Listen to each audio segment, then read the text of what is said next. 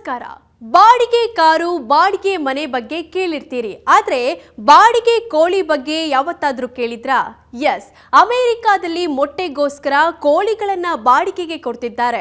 ಅಮೆರಿಕಾದಲ್ಲಿ avian flu ಎಂಬ ಹಕ್ಕಿ ಜ್ವರ ಕಾಣಿಸಿಕೊಂಡ ಬಳಿಕ ಕೋಟ್ಯಾಂತರ ಕೋಳಿಗಳು ಸಾವನ್ನಪ್ಪಿವೆ. ಹೀಗಾಗಿ ಕೋಳಿ ಮೊಟ್ಟೆಯ ಬೆಲೆ ಗಗನಕ್ಕೇರಿದೆ.